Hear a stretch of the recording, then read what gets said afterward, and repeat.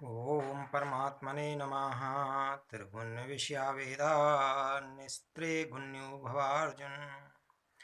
निर्द्वंद्वो नित्यसत्त्वस्थो निर्योगक्षेमात्वान्। वेद तीनों गुणों के कार्य का ही वर्णन करने वाले हैं। हे अर्जुन, तू तीनों गुणों से रहित हो जा, निर्द्वंद हो जा, निरंतर नित्य वस्तु में स्थित हो जा, योग क्षेम की चाहना भी मत रख और परमात्म परायण हो जा। त्रिगुण विषया वेदा, यहाँ वेदों से तात्पर्य वेदों के उस अंश से है जिसमें तीनों गुणों का और तीनों गुणों के कार्य स्वर्ग आदि भोग भूमियों का वर्णन है। यहाँ उपर्युक्त पदों का तात्पर्य वेदों की निंदा में नहीं है, प्रत्युत निष्काम भाव की महिमा में है। जैसे हीरे के वर्णन के साथ साथ कांच का वर्णन किया जाए तो उसका तात्पर्य कांच की निंदा करने में नहीं है, प्रत्युत हीरे की महिमा बताने में है। ऐसे ही यहाँ निष्काम भाव की महिमा बताने के लिए ही वेदों के सकाम भाव का वर्णन आया है, निंदा के लिए नहीं। वेद केवल तीनों गुणों का कार्य संसार का ही वर्णन करने वाले हैं, ऐसी बात भी नहीं है। वेदों में परमात्मा और उनकी प्राप्ति के साधनों का भी वर्णन हुआ है। नेस्त्रे गुण्यो भवार्जुन, हे अर्जुन, तू तीनों गुणों के कार्य रूप संसार की इच्छा का त्याग करके असंसारी बन जा, अर्थात संसार से ऊंचा उठ जा।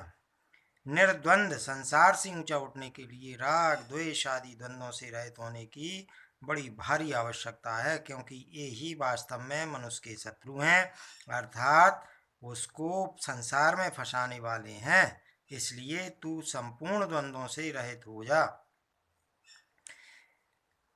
एक ही विषय में एक ही वस्तु में दो भाव कर लेना द्वंद्व है, परंतु जहाँ विषय वस्तु अलग अलग होते हैं वहाँ द्वंद्व नहीं होता।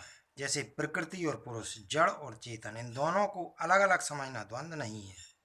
ऐसे ही संसार से विमुख होकर भगवान के विमुख हो जाना द्वंद्व नहीं है, परंतु केवल संसार में ही दो भाव, राग द्वेष, हर्ष शोक, सुख दुख आदि हो जाए तो यह द्वंद्व हो जाता है, और इसी द्वंद्व में मनुष्य फंसता है।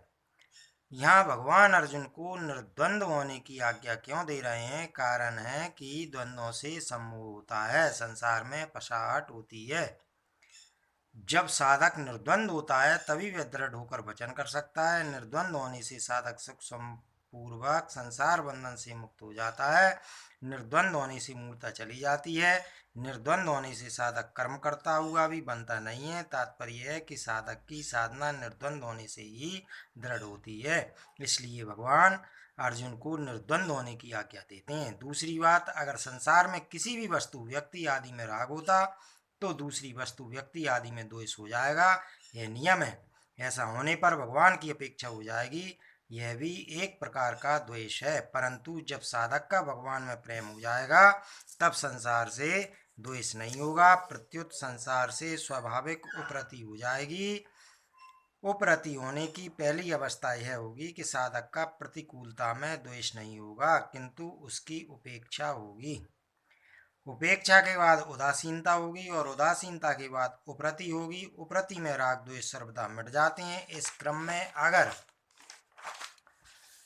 सूक्ष्मता से देखा जाए तो उपेक्षा में राग द्वेष के संसार रहते हैं, उदासीनता में राग द्वेष की सत्ता रहती है, और उपरति में राग द्वेष न संस्कार रहते हैं न सत्ता रहती है, किंतु राग द्वेष सर्वथा अभाव हो जाता है।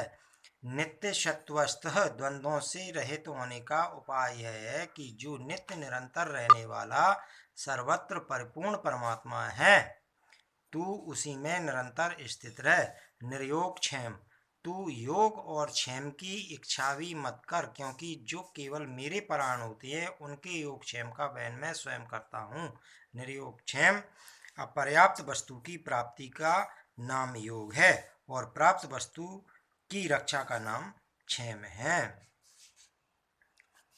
क्षेम की, यद्यपि यहाँ कर्म योग का प्रकरण है तथा यहाँ निर्योग क्षेम भक्त भक्ति योग का वाचक मानना ठीक मालूम देता है।